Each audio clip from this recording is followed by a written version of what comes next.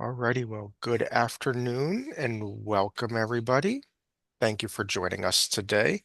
My name is Andrew Doffney, and I'm the Instruction and Outreach Librarian at the New Jersey State Library. It is my pleasure to present our virtual author talk in honor of Patriots Week. And today is going to be Colonial Taverns of New Jersey, Libations, Liberty, and Revolution by Michael Gabriele. Michael is a lifelong Garden State resident and a 1975 graduate of Montclair State University, and he's worked as a journalist, freelance writer, and author for more than 40 years. He is a member of the Board of Trustees for the New Jersey Folk Festival at Rutgers University, a member of the executive boards for the Allied Artists of America, New York, the Nutley Historical Society, the Theater League of Clifton, and serves on the advisory board of the Clifton Arts Center. And this is Michael's fifth book, if I'm not mistaken, that he's written. So welcome, Michael. We really appreciate you being here and speaking today. Before we jump into Michael's presentation, I just have a few housekeeping items to go over. First and foremost, we will be taking your questions at the end of the program, but please feel free to submit them at any time using the Q&A or the chat feature in the Zoom dashboard. You might also notice that there is an ASL interpreter, Meg Ellis, and we'd like to thank her for agreeing to meet the needs of some of our participants in today's program. If you would like to minimize her or remove her, you certainly have that capability. But there has been a request for an ASL interpreter, and we are happy to meet that request. At the end of the program, there will be a survey that is available, and we ask that if you have time, we really appreciate completing the survey and hearing anything that you can tell us. And if you want more information about what Michael's going to be talking about today, you can read his book, Colonial Taverns of New Jersey. It's available on his website, which is on the screen there. And you can also check out the other books that Michael has published as well. And one last thing before we jump into the presentation, I just want to do a brief overview of the Zoom dashboard. This is what your dashboard should look like if you're using a PC or a Mac. Um, if you're using a mobile device, the dashboard may look a little bit different, but all of the features will still be there. In the bottom left-hand corner, you can check your audio settings. So if you're using an external listening device, like a headset or earbuds, you can check to make sure that they're connected properly there. In the middle, there is a raise hand button. So if you have any issues today, you can click on that and that'll alert me. I will send you a message in Zoom and hopefully be able to resolve any problems that you are having. And as I mentioned before, if you do have any questions, there is the Q&A or the chat buttons. You can use either of them to get in touch with us, and we'll be happy to address those questions at the end of Michael's presentation. So that is everything that I have for you. So it's my pleasure now to turn it over to Michael. Thank you, Andrew. Good afternoon, everybody. Merry Christmas, Happy Holidays, Happy New Year. Very happy that, boy, we've got, let's see, 55 people joining us, maybe a few more.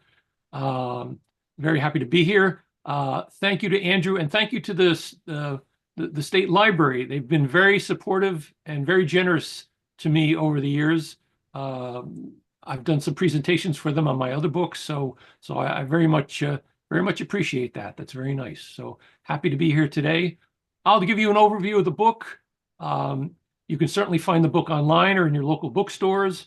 There is Andrew did post something. I've got a website. You can go to my website, and it gives you an overview of all 5 of my books. And there's also a button you can click on, which takes you right to my publisher, and you can buy the book that way. So I live in Clifton, New Jersey. My publisher is The History Press. They're part of the Arcadia Group.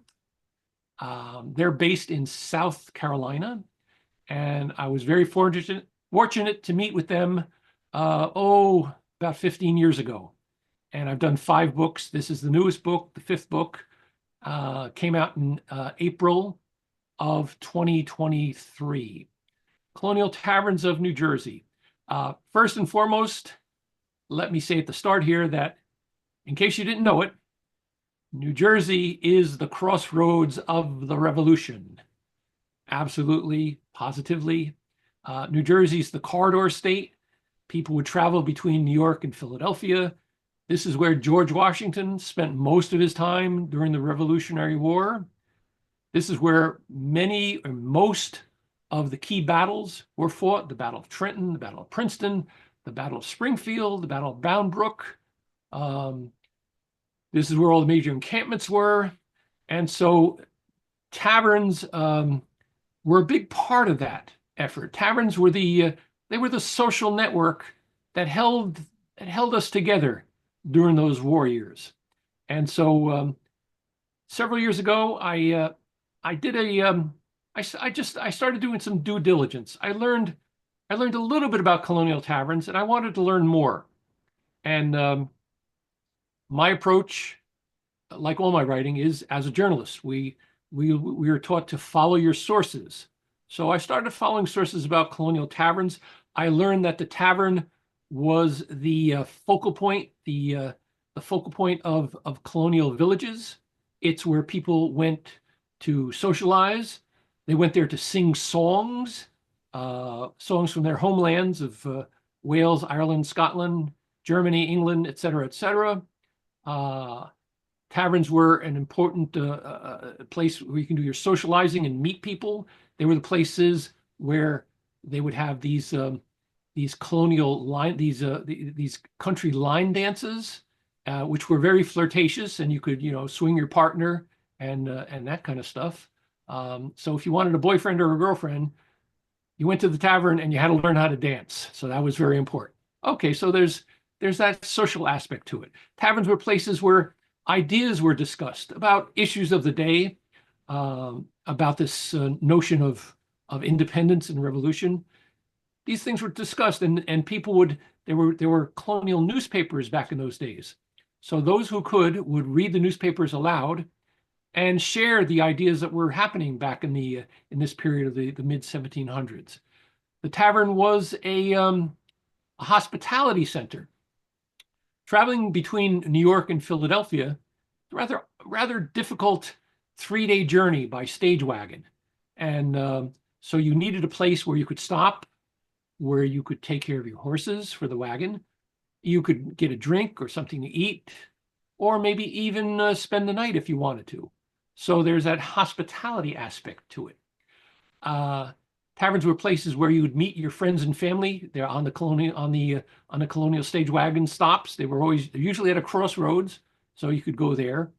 You would go to the tavern to collect your mail and to vote.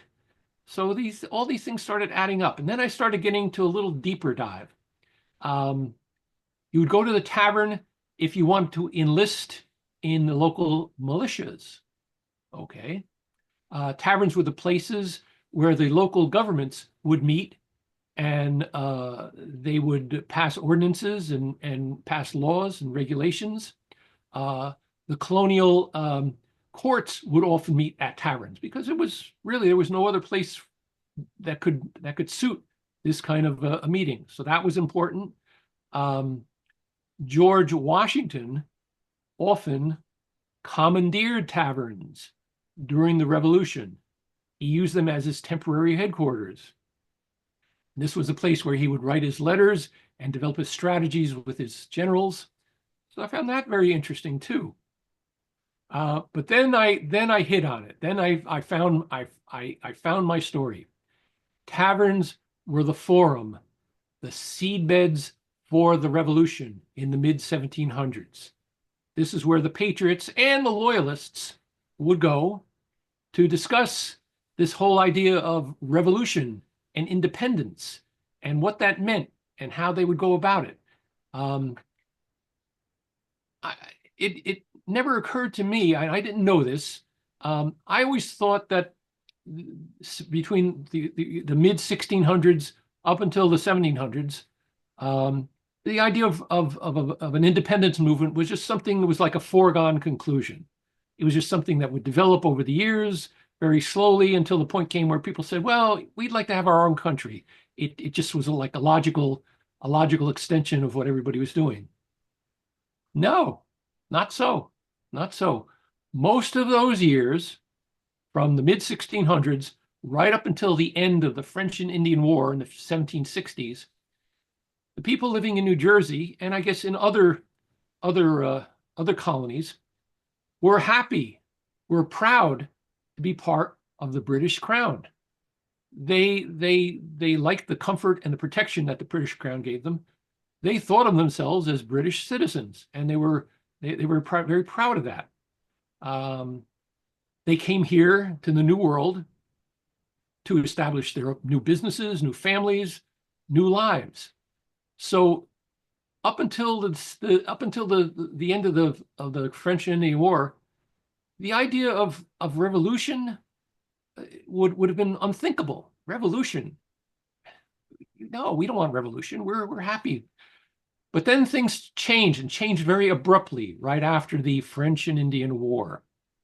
The King George, started to impose all these regulations and taxes and rules about how people lived, how they traveled, how they did business, how they conducted trade. And people here in New Jersey, and I guess elsewhere, didn't like that. That to them was tyranny. Some faraway king that nobody had ever seen was telling them how to live their lives and how to conduct business. No, they weren't happy with that at all. Changed very abruptly. One thing led to another. Things started to become very tense. A lot of friction started happening. The British authorities by the 1700s, by the 1770s, knew something was up. They knew something was going on. And people could meet at taverns and discuss their plans with relative ease. I guess you had to be a little concerned about who was watching you and who's talking, but the idea of meeting at a tavern, I learned from a West Coast scholar, probably was the origin of the assembly clause in our Constitution, the so-called tavern talk. You could talk freely at a tavern because it was a public venue. If you went out to some far-off cabin in the woods and were discussing revolution and independence, and the British authorities found out about it, whoa, then you'd be in big trouble, because this is sedition, this is conspiracy. But if you did it at the tavern, you were more or less safe. You could discuss ideas. The Patriots and the Loyalists actually had quite a bit in common right up until the 1700s, the 1770s. The Loyalists didn't like all these Stamp Act and all these other taxes and regulations. They frowned upon that as well, but they wanted to negotiate. They said, well, we can work this out. The Patriots said, no. This is starting to get too serious, too far. We want to have our independence. And that was the split. And if I read in between the lines of my research, it looks like there was pretty much a 50-50 partisan divide between Loyalists and Patriots, between staying with the British Crown and revolution. Partisan divide. That sort of rings a bell. Isn't that what we have today? And so things don't really change that much, I guess. So yes, there was a partisan divide. And then the shot heard around the world in 1775 in Lexington and Concord. I used to say that incorrectly. I used to say Concord, but I was told it's Lexington and Concord. The shot heard around the world. The Minutemen and the British troops had a confrontation and gunfire. People were killed. There was the Tea Party in Massachusetts. Once those things happened, there was no turning back. We were on the course for revolution. And all these things were discussed at taverns, and taverns, I think, were, for the most part, were fairly sympathetic to the Patriot cause. And so the Continental Congress was developed. They started putting together a Continental Army. John Adams in Philadelphia at one of the Continental conventions, he nominated George Washington to be the head of the army. And so that's how they move forward. And all along, taverns played a key role in helping the soldiers, helping George Washington as a temporary headquarters, and he would often have taverns listed on his maps as places either for strategic locations or places where he could stop and have his men get something to eat and drink. So all throughout this period, taverns were important, and they were a big part of New Jersey being the crossroads of the Revolution. So that's basically that's how the book came about. I thought it was important. To me, taverns, when I started looking into this, the tavern was really the window onto local life back in those days. How did people live? What did they eat? How did they travel? How did they conduct businesses? Farmers and business people would often meet at a tavern once a month and would discuss their plans. And well, this is what we're going to charge for corn the next 6 months, and this is what we're going to charge for our livestock. So those type of things were discussed at taverns as well. It was the best meeting place for people back in those days. That's why it played a very key role in colonial life and in each village. I also learned that each village basically mandated that it have a tavern. They realized that taverns were needed because New Jersey is the corridor state. People were going to be traveling through New Jersey to get between New York and Philadelphia. They understood that a hospitality place like a tavern was needed. And so on the stagecoaches, people would stop.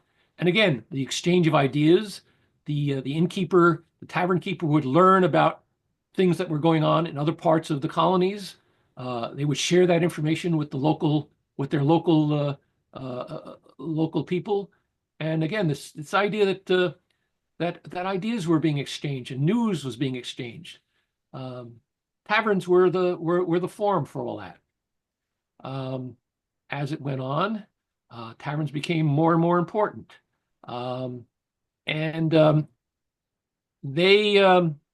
Like I said, they were the places where people would meet.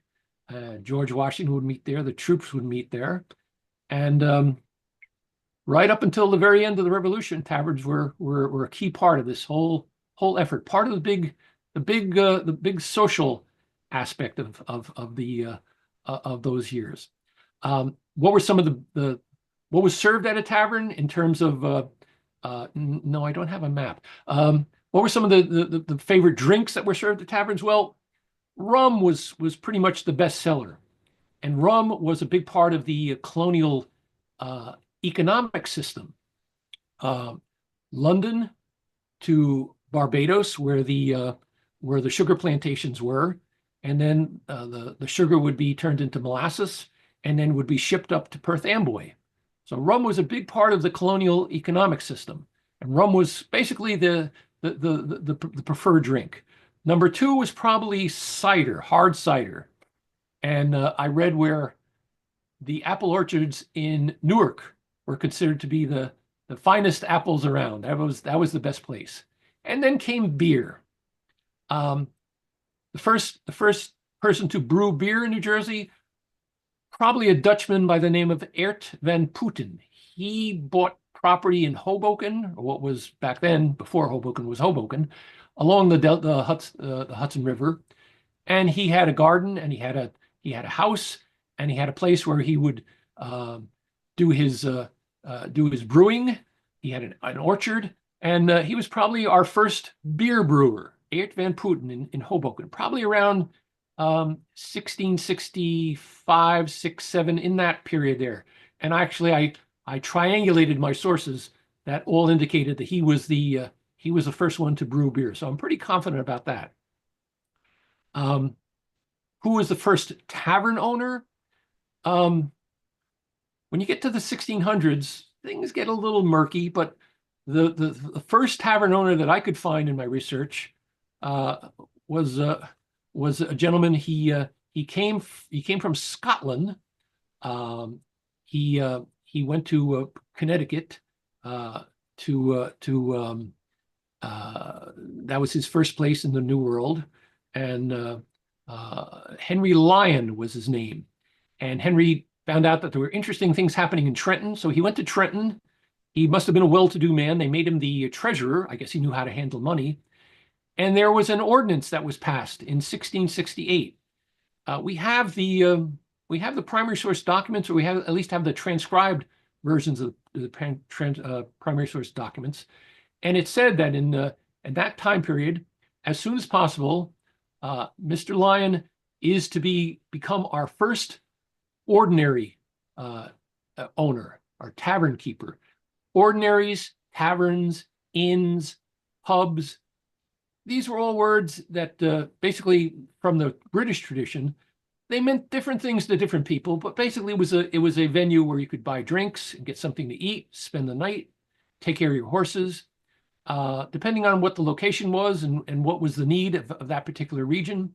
So yeah, all those names are kind of synonymous, and that's how it worked out back in those days. So Henry was our first tavern keeper. I should also add that there were many women tavern keepers, and apparently they did a very good job. Maybe the one of the more famous ones was Anne Risley. She inherited the tavern from her husband. Her husband was a sailor. He probably perished at sea. She took over the tavern, and people stood up for her and mentioned that she was a very good tavern keeper. She was honest. She was a good servant to the community, and she was based down in Absecon, right outside of Atlantic City. And back in the colonial days, a woman could own a business. She could have her own money. She could own property. There was even a time when women could vote in New Jersey anyway. And as long as she was single, she could do all this. Once she got married, well, the law was that everything was turned over to the husband, and the husband took over. Not a good look. Not a good look. But yes, we had many women tavern keepers back in the day, men and women. So I think I'll go to the slides right now. So this is the copy of the book. Somebody mentioned that, yes, that is a painting. I believe I got it from the University of Toledo in Ohio. And I like this. It was my publisher. They basically make the decisions about what goes on the cover. And I like this painting because it shows the tavern was a local family operation. And everybody drank in those days. Everybody drank because you drank the water, you got sick. Nobody was really aware of this whole idea of bacteria and sanitation, things like that. But you drank an alcoholic beverage. Well, it was purified because of the fermentation process, and the liquid was boiled, so it was pure. You could drink that and not get sick, and I guess feel pretty good. So this is a good illustration of what went on, what the inside of a tavern looked like. There were genre artists back in those days, and they wanted to depict local life where they lived. So they weren't interested in painting when the husband died, so they could. Well, yes, okay. They were tavern. Yeah, women were allowed to be tavern. Well, they more than allowed. They were good tavern keepers. So the genre artists would look for all sorts of interesting things on a local level. They didn't really much want to paint portraits of rich people or the aristocracy. They didn't want to do grand landscapes. They wanted to paint everyday life. So I found several images that I liked. I bought some from some museums. I found some online that were in the public domain, so I used those. So I think that's a nice illustration that kind of captures the book. So the next slide, please. Okay, do we have any reenactors in our online audience, or any members of the DAR, or people like that? If we do, I tip my hat to you. You folks should be very proud. The people who are doing reenactments and members of groups like the DAR, the Daughters of the American Revolution, are very serious about our history. And they're very serious about it. They help us see the living history of where we come from. People seem to think that, well, history is something that, well, it happened 3 or 4.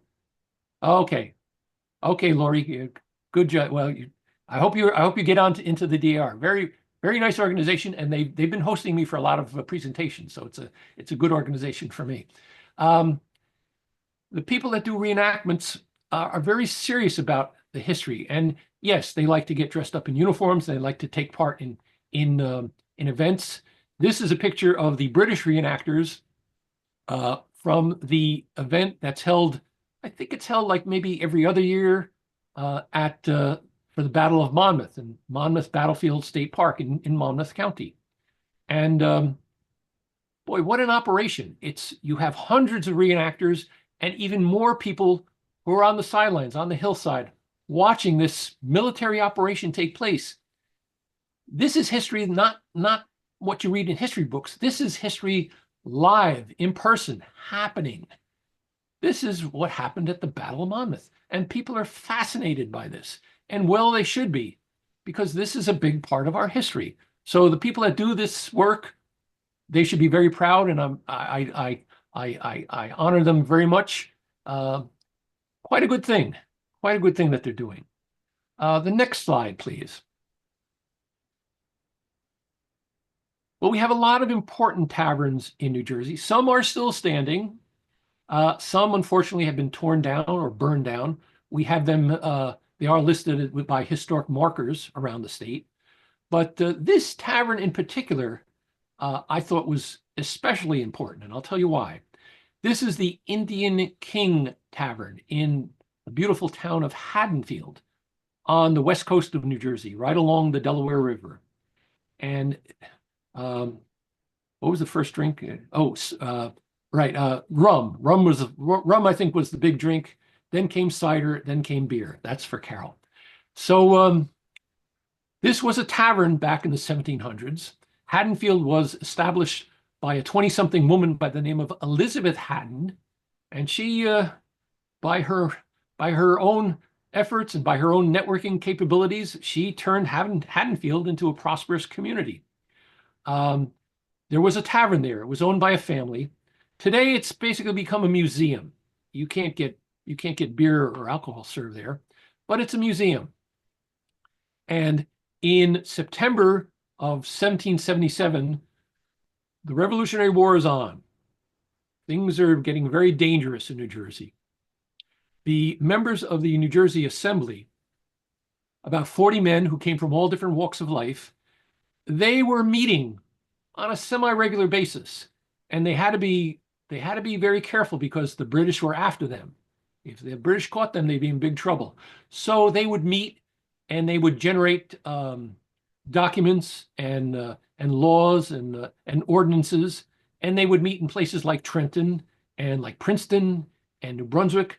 They came to Haddonfield in September of 1777, and one of the ordinances, and again, the primary source documents show this, they passed an ordinance that said, from this point forward, September 1777, from this point forward, anytime an official document is to be generated in New Jersey is to be referred to as a state, not a colony. Pretty curious choice of words. What did it mean? It meant that New Jersey was declaring itself to be a state, that we were all in on the revolution. And you can go into this structure, this tavern, and go up to the second floor to the meeting room where these guys met. And this is where New Jersey became New Jersey. This is where we declared ourselves to be a state, in a tavern on the second floor in Haddonfield. I think that's pretty important. That's pretty important. The next slide, please.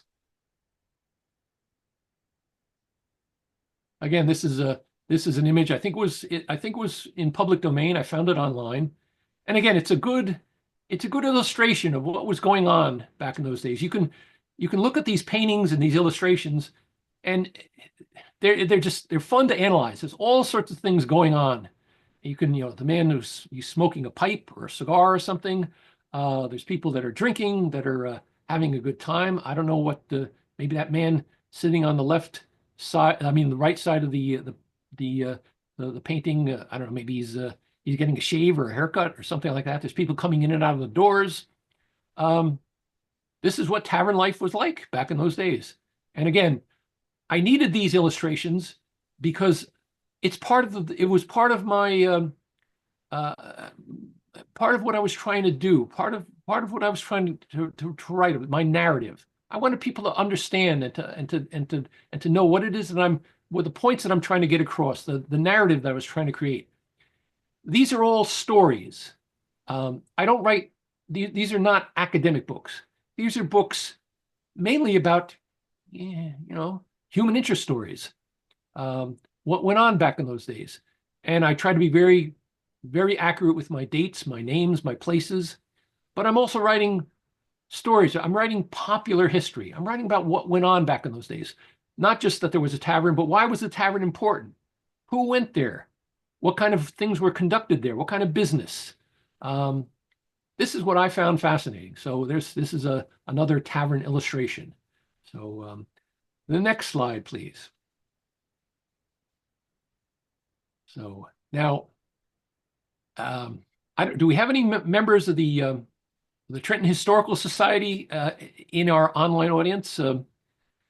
I had a very tough time of trying to reach people from the Trenton Historical Society when I was doing my research, and I'm kind of sad that I never really contacted anybody who could help me. The French Arms Tavern in Trenton, again, very, very important place. And here, just let me read to you an excerpt that I have here. I did find lots of information about the French Arms Tavern, but oh, please, yes, please, Denise Johnson, please, name, phone number, and email. I'd love to speak to somebody at the Trenton Historical Society. The Continental Congress moved to the French Arms Tavern in Trenton on November 1st, 1784. Okay, after the war. War is over. The Treaty of Paris, 1783. The tavern was located at the southwest corner of today's Warren and State Streets, built of stone and stucco, 2 stories high. I guess they added another story in the gables on top there. The French Arms Tavern was erected around 1730. Originally was a private residence. It was sold a number of times and leased and became a tavern.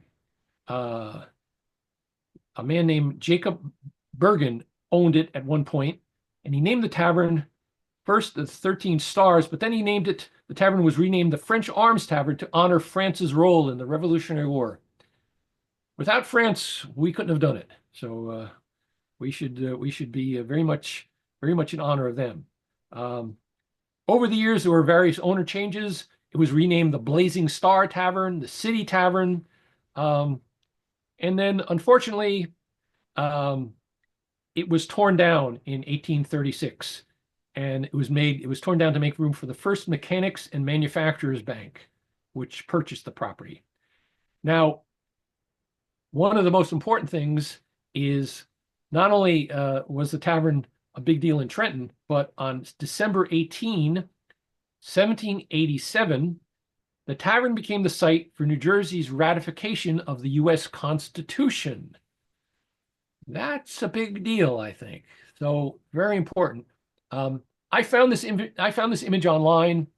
I don't know who owns it. I can't really use it in a printed publication. I don't know if it has a copyright on it. I always try to give credit to people.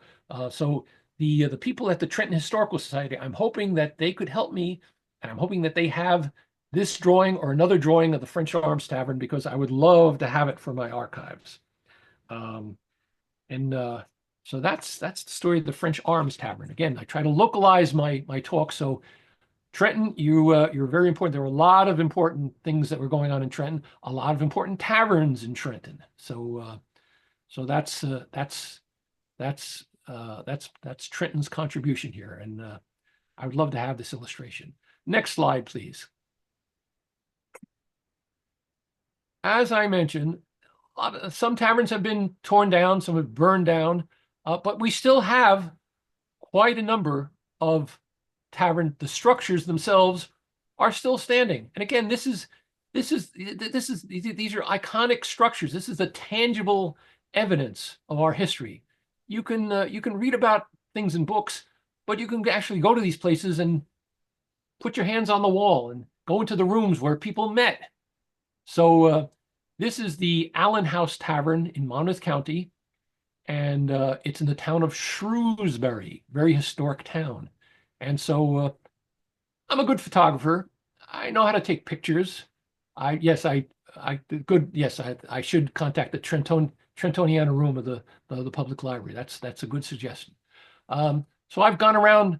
I was doing all my road work, all my homework, and I was I was going around taking as many pictures as I could, and they're my pictures, so I can use them in my book. So this is the Allen House Tavern. Again, it doesn't operate as a tavern today, but it operates. It's basically become it's like a museum, and it's operated by a historical society there in Monmouth County. Next slide. In way out in Gloucester, New Jersey, we have the Gabriele Davies Tavern. And again, this is operated by a historical society. I mean, I've not visited because I couldn't quite work it into my schedule for road trips, but I contacted the people there. They were very nice. They sent me a beautiful picture of the place. As you can see, it's in great shape, built out of brick. And again, I guess they must have tours from time to time. You can go there. And this was an important stop in Gloucester. A lot of trade took place. There's a river not far from this tavern, and you could go on the river, navigate it to the Delaware River, and you could do trade with Philadelphia. So pretty important, pretty important. The next slide, please. Some taverns are still existent. Some get torn down, but actually we have a couple taverns that are being rebuilt. And this is one in the town of Clinton, the historic town of Clinton. This is Bonnell's Tavern. And Abraham Bonnell was I'm sure they were in the Underground Railroad, but that happened later. That's not it wasn't part of my book. So yes, I'm sure they were used for the Underground Railroad. Abraham Bonnell was a Revolutionary War hero. He was a colonel, and I think he commanded the Clinton, at the time, the Clinton militia, and he also had a tavern.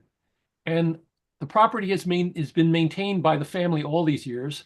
So Abraham Bonnell's seventh great grandson, the great grandson, his name is Hank Bonnell. Lovely chap, real good guy. And he's taken it upon himself to rebuild this tavern.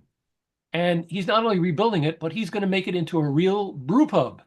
Tavern talk. Okay. Responsible. Thank you, Liza. He's rebuilding the place. And it's going to be a place where it's going to be part of the Clinton circuit. Clinton's very historic place. And you can go there, and I guess he's going to serve beer and food. And he's doing a great job. And I told him, when you decide to open the place, I'm going to be the first one to walk in the door. So Bonnell's Tavern in Clinton. And all kind of good things are happening there. The next slide, please. There's George. That's a nice statue of George in Morristown on the green. The indispensable man. Maybe our greatest president, if you think about it. It was a miracle. He led the army. He defeated the British. We declared independence. We signed the Treaty of Paris. George accomplished all this. He was the overseer, is rehabilitated. It was never torn down. There were remnants of the Bonnell Tavern, yes. George somehow managed to do this. And he had his share of critics back in those days, among his generals, as a matter of fact. They thought that they could do a better job than George.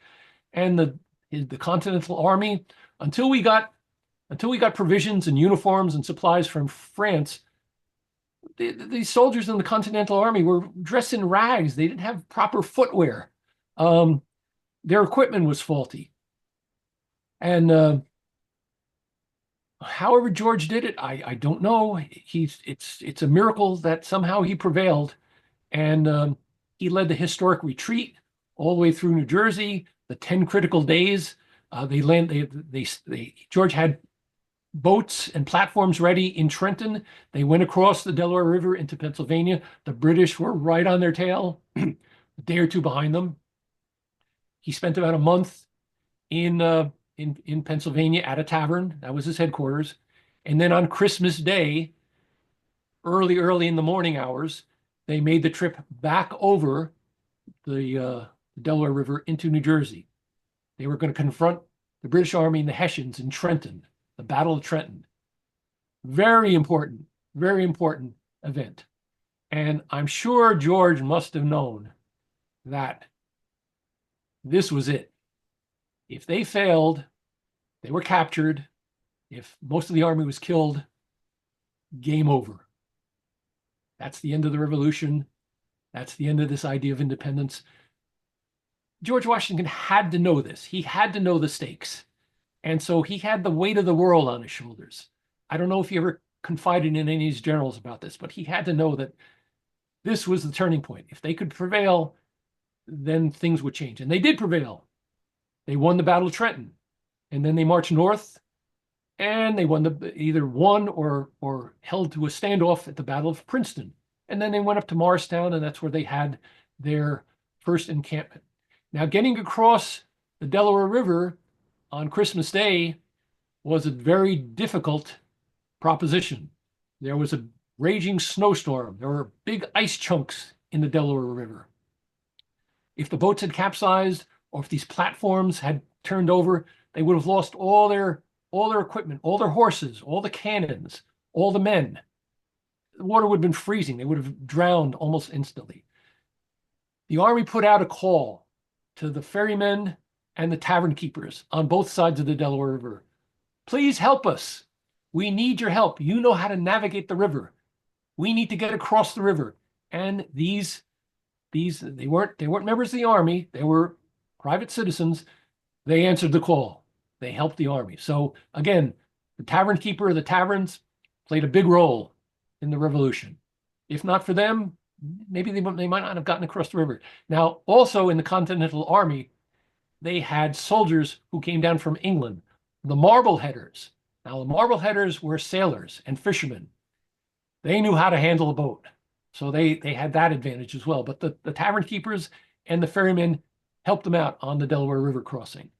So got to give credit to George. He somehow he prevailed. I don't know how he did it, but he did it somehow. The next and the final slide. This is the next slide. This is the France's Tavern in Lower Manhattan, right down there in the financial district. I think it's on Water Street or Pearl Street. And 1783, we prevailed. We won. We accomplished our goal. We had our independence. We won the war. So George, in December of 1783, decided he was going to have a meeting of all his top generals at France's Tavern in New York. And they met there in December 5th, I think it was, 1783. And there was a grand celebration and a big gala feast. And they were making speeches and they were toasting wine glasses, and people were crying. And it was George Washington said, without you men, without your courage and dedication, we could have never prevailed. This is in honor of you. I congratulate you. So they had this big celebration. George and his entourage went downstairs, crossed the Hudson River by ferry, landed in Jersey City, and made his way down to Annapolis, where he decided it was time for him to hand in his commission as the top general in the Continental Army. He handed in his sword. He said, "This has been the honor of my life. We've Stagehouse. Yes, that's in the book. Yes, Stagehouse Tavern in Scotch Plains is in my book." George handed in his sword. Yes, and merchants and drovers too. Yes, absolutely. He said to the Continental Congress, "We won the war. I congratulate the army. This has been the great honor of my life. Here's my sword. We've prevailed, and thank you very much. Goodbye. I'm out of here." But Little did he know he was going to be pulled back. He was there in Philadelphia. He was asked to be the overseer of the 100 days of arguments that hammered out our Constitution. And we had a Constitution. What were what was the United States going to be? We were going to be a monarchy. We were going to be an empire. We were going to be a democratic state. What were we going to be? We were going to be a republic. All right. Well, we need a king. We need an emperor. No, no, no, no, no, no. No kings. We need a president. Who's going to be our president? George Washington. Who else? And so he served for 2 terms, and he said, that's it, 2 terms. I realize that can't concentrate power too long. You have to step aside and let the process continue. So George was a very, very wise man. He knew, and that's basically the tradition of 2 terms for being president. I know that Franklin Delano Roosevelt served for 4 terms, but that was the exception. So all this at Fraunces Tavern in New York City. All right, close enough. I only write about New Jersey, but Fraunces Tavern, that's close enough. So I've been keeping an eye on the clock here. We're 45 minutes into my presentation. So I'd be happy to answer questions, anything in the chat. Andrew, would you like to help me out here with any questions people might have? I'll try to answer them for you. I knew that going into this book, I wasn't going to be able to write about every tavern in New Jersey back in the colonial periods. Too many. But what I tried to do was try to capture the spirit. I wanted to give people an idea of what went on back in those days from the local perspective. I didn't write much about the battles, and I didn't write much about the generals except for George Washington, Alexander Hamilton. I wanted to write about what the people were doing. Pass along my email address. Sure. Any taverns still in operation?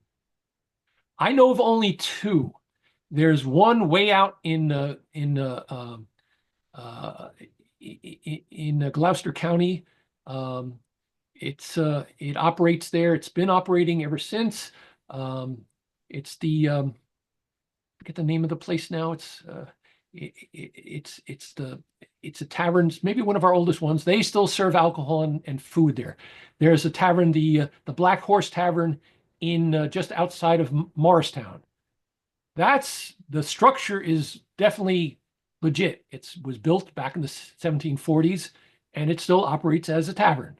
So you can go there into those. Those are 2 places that I know. So taverns and diners. I've written a book about diners. No, they're different. The political aspects are different. The coffee houses at the time. Well, coffee houses and pubs were very big in London. Yes, that was the meeting place for the intelligentsia. That's where people went to discuss ideas about politics and philosophy and religion. There was 400 early taverns in New Jersey. Boy, I don't know. You could probably find tax records on most of them. I couldn't list all of them in the book. It's just I got to get, my word count limit is 50,000 words. So I have to be economical. So there were a lot of taverns back in those days. Coffee houses and pubs in London. Well, Benjamin Franklin spent a lot of when he was our ambassador in London. That's where he spent most of his time. Thomas Paine met with Benjamin Franklin at coffee houses and pubs, and they discussed things. And that's where Benjamin Franklin told Thomas Paine, "You should go across the ocean to the United States. They need you there." Thomas Paine became the most famous author and philosopher and political thinker of his day. His famous essay, The Crisis, yes, we believe it was read to the troops on Christmas Day before they crossed the Delaware River into New Jersey, back to New Jersey for the Battle of Trenton.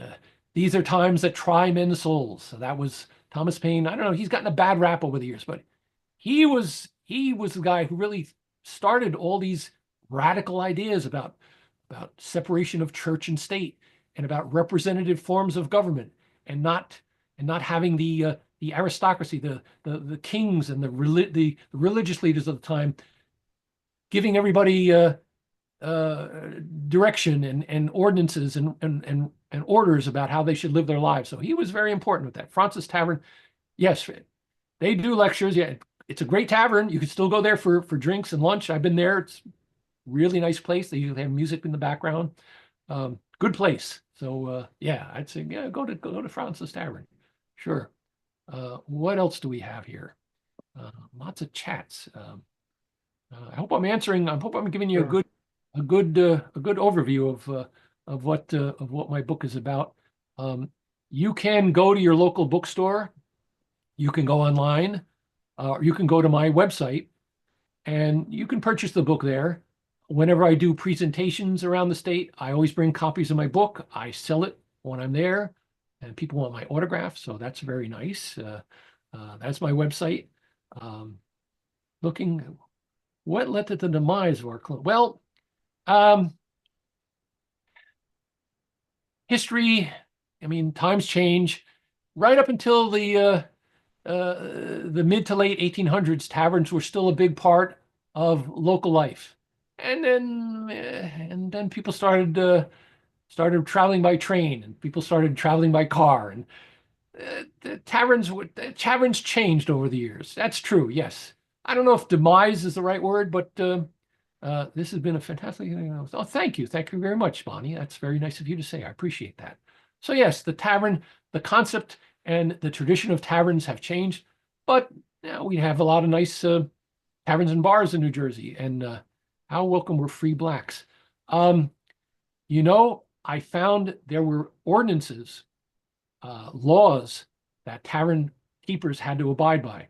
They weren't supposed to serve alcohol to free blacks and also to Native Americans. I'm sure they did, but these were laws that were on the books, and also to indentured servants, white European people who came over here to the United States. They had to sign an indenture, a contract, and they were basically they had to serve as basically they were forced labor for 7 to 10 years. Where most taverns and inns, I think that the terms are very similar, kind of interchangeable. But yes, there were a lot of laws about who you could serve. I'm sure there was a black market. And they were there was people who were serving liquor on the side. So yes, they were doing that kind of thing. But I found those laws and I put them in the book. So it's um, yeah, yeah. There was it was a different kind of discrimination than we know today. We think of the Jim Crow laws. Back in those days, indentured servants, slavery, you know, it was part of business. This is people. I don't think they thought twice about it. They needed manual labor. I will say that there were abolitionists, and these were brave individuals who who stood up and said that this is wrong. Slavery is wrong. Indentured servants, it's wrong. You cannot force people to work. And the Quakers were a big part of that movement. And Mr. Woolrich, who was a very prominent Quaker orator, he went out. He went out and spoke about this. And people sometimes they listened to him. He said that slavery is evil. It's wrong. We should not be doing this. Oh yeah, yeah. Part of life back in those days, unfortunately, but part of our history. History, the good, the bad, and the ugly. If you start separating things, if you start segregating it, yes, these are painful chapters in our history. But unless you know the whole story, you can't know the history. So yes, um, yes, there are books published by the History Press about slavery in New Jersey. I mentioned the topic. I had to keep on point, but uh, there were people who, in taverns, like I said, there were people who wrote about these things. When a slave or an indentured servant would escape, the people would put um, notices in the colonial newspapers, and they would be very specific. An indentured servant by the name of Dorothy. She escaped from my house, and she had a baby with her, and she was dressed in this kind of clothing. And please don't try to help her. We need her. Please detain her, and we want her to come back. So that was that was my take on that the indentured servants and slavery back in those days. That was discussed in taverns. It was because it was in the newspapers. People talked about it. And yes, there were abolitionists who fought against it. So I'm proud about that here in New Jersey. So who else do we have? Any other chat questions? Um, to what extent were taverns a male preserve? Wasn't it difficult for young, unmarried women most of the time? Um, it might have been in some taverns, but I think it was most taverns. I think were pretty much family affairs. You could see in those pictures the little kids were there, and as I mentioned, there were a lot of women tavern keepers. Now, I'm sure they wouldn't have stood for this idea of men only. They would have said, hey, women need to be served too.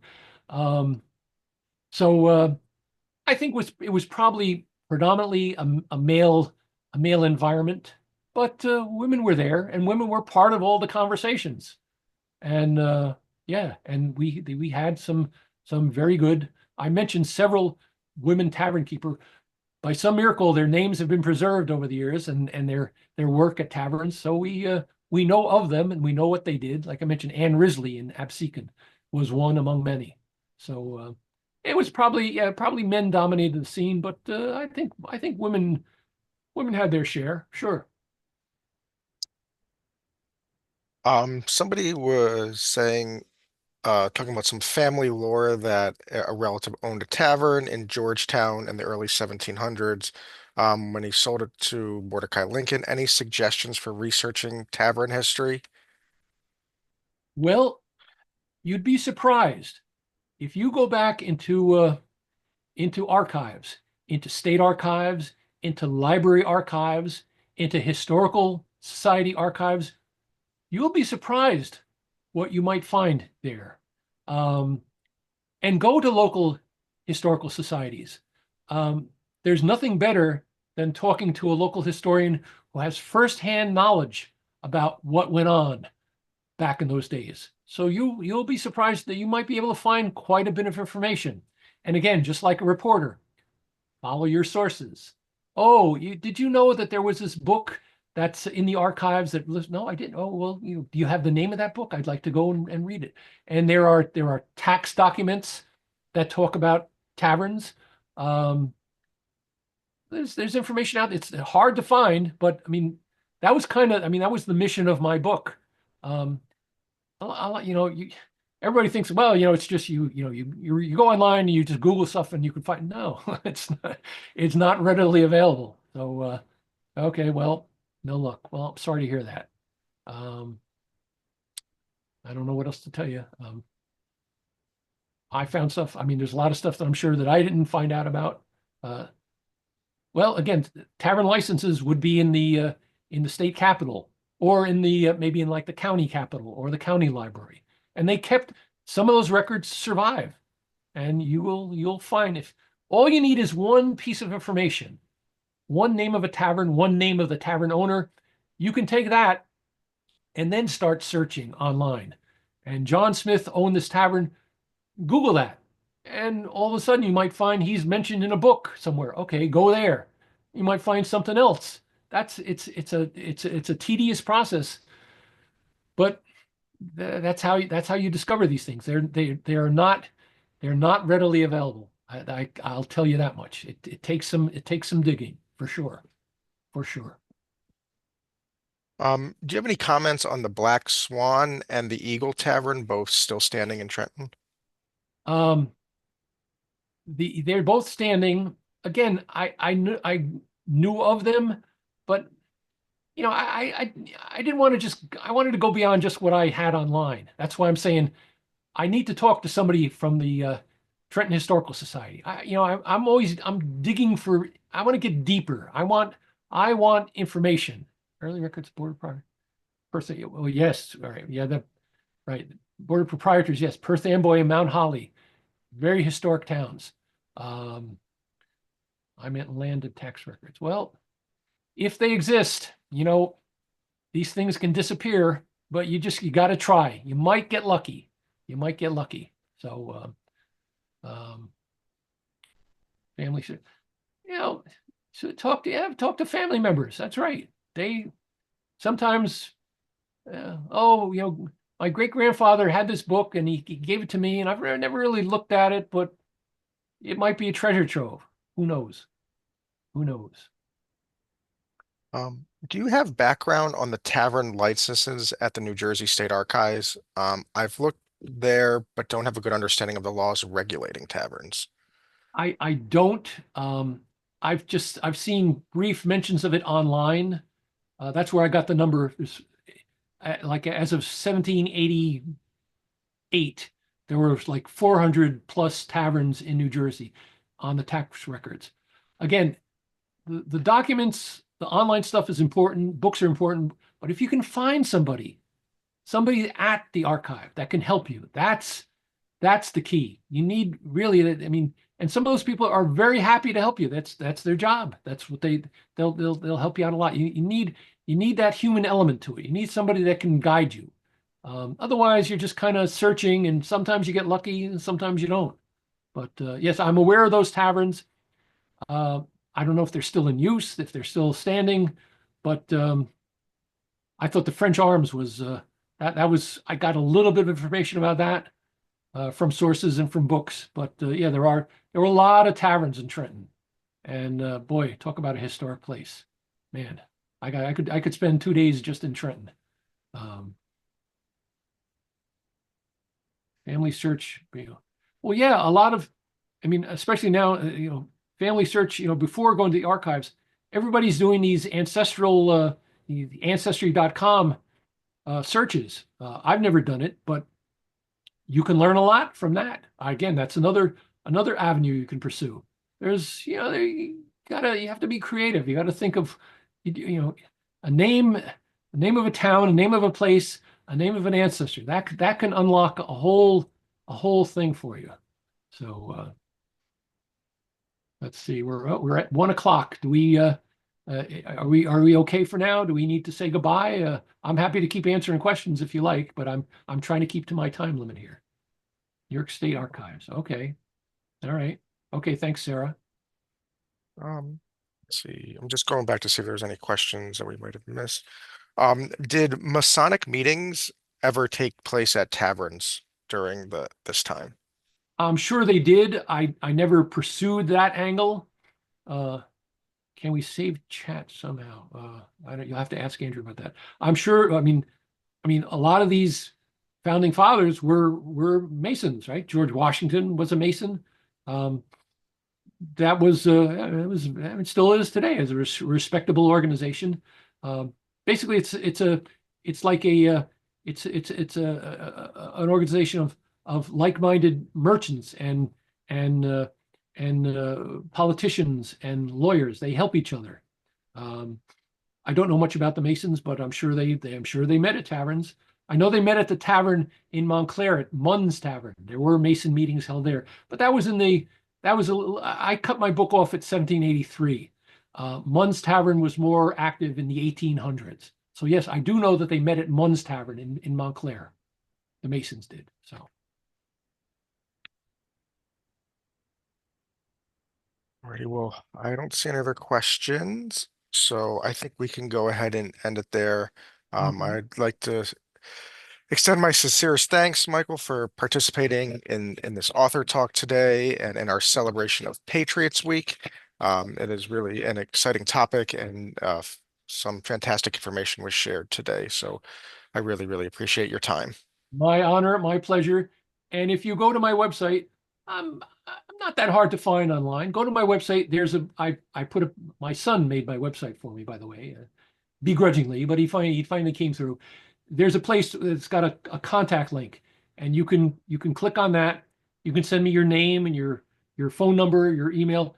I'd be happy to talk with you about this topic. That's how I learn things. I learn things from other people, and people inform me about stuff that I never knew about. So please feel free to reach out. Andrew, if you can pass along anybody who wanted to get in touch with me. But again, you go to my website. It's pretty easy to find you. I mean, you could Google Michael Gabriele Colonial Taverns. That should get you there. Um, So I would just like to say thank you. Thank you for everybody who participated today. Thank you for tuning in. Um, I'd also like to say, the libraries, yes, requesting that your local the libraries have been very, very supportive of my work over the years. I learned that I'm on the secret list of presentations that the libraries maintain their own little network, and so I'm on the good list. So I get a lot of invitations from libraries all around the states. They've been very kind and generous, and I must thank them. So anyway, thank you very much, everybody. It's been a pleasure. Happy New Year, and visit my website. You'll see my other books there, and feel free to reach out. Thank you, Andrew. Been a pleasure. And thank you again, Michael, and thank you for everybody for attending today. And thank you for Meg, our ASL interpreter, for signing for today's program. We really, really appreciate it. And I'd just like to extend happy holidays and a happy new year to everybody. And we'll see you back next year for our programs. Okay. Goodbye, everybody.